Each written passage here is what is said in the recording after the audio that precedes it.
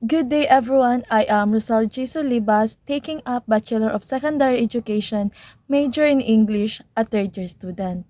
So today, I will going to discuss the first topic in Unit 3, which is the description of Unit 3 is the teacher and the community. So when we say the teacher and the community, then this simply refers to the relationship between educators and the society they serve. So this relationship includes parents, local businesses, government, agencies, and cultural influences that affect teaching and learning. So before we will dive into the main discussion, I will read first our learning objectives.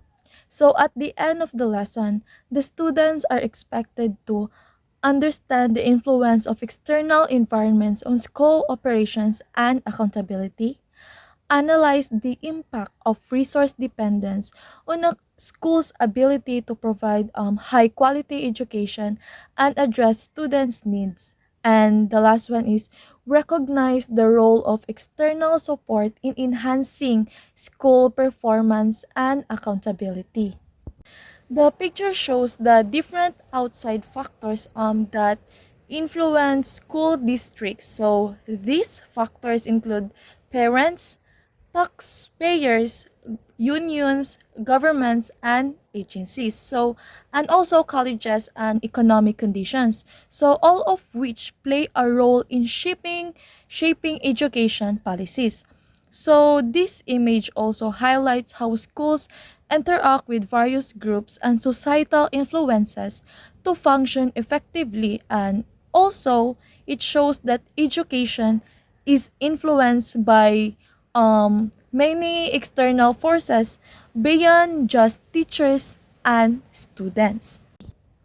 So, resource dependence perspective or theory suggests that organizations rely on external sources for essential resources, so making them dependent on outside factors. So, this dependence shapes their decisions, behaviors, and strategies to secure stability and growth. So, when an organizations cannot produce necessary resources internally, they must engage in external exchanges to acquire them. So, but however, these exchanges may require the organization to use valuable resources or adapt to external demands impacting its operations. These pictures explains how organizations like schools function based on the availability of resources.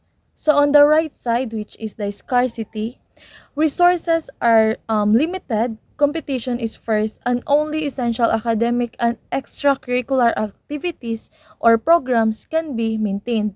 So, in this situation, organizations must fight for funding, making survival more difficult. While on the left side, which is munificence, resources are more abundant, allowing schools to offer diverse programs and pursue broader goals with ease. So this image highlights how resource availability directly impacts an organization's ability to grow and also, which is the most important, to succeed. So in environmental resources, for Scott and Davis 2007 and Hillman et al. 2009, they claim that schools rely on various external resources from stakeholders like government agencies, community organizations, and business to function effectively. So the next one is the availability of resources. So the resources a school has, like example, money, teachers, learning materials, and technology play a big role in the quality of education needs to receive. However, these resources are not always guaranteed because they can change because of things like the economy, government decisions, or how much support the school gets from the community. So the last one is dependence.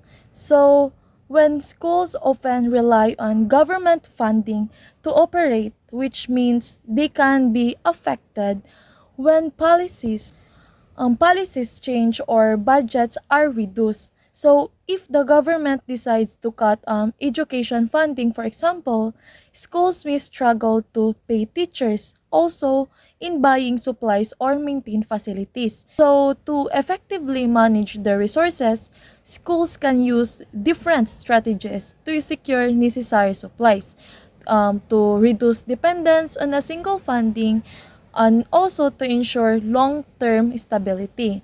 So these strategies includes buffering. So buffering means keeping extra supplies or resources on hand to ensure that school operations continue smoothly even when funding is uncertain. The second one is smoothing. So smoothing involves using tools and techniques to predict future financial trends such as funding availability, expenses, and student enrollment. The third one is forecasting. So forecasting is the process of predicting future changes and challenges that might affect the school. So the fourth one is recruiting. Recruiting refers to the best in hiring the best and most qualified teachers and staff in a timely and cost-effective manner. And the last one is partnership. So partnerships help schools access more funding and educational opportunities beyond government support. So by using these strategies, schools can better manage their resources, reduce financial risk, and provide a stable and high quality education for the students. So to conclude, schools operate within external environments that provide necessary resources such as funding, staff, and policy support. The presence or absence of resources determines the school's ability to provide high quality education and address students' needs. So, by strategically managing these resources, schools can maintain stability to adapt to changes and achieve long term success. So, I hope that you learned something from me about the first topic in Unity, which is about external environment and adaptability of the schools.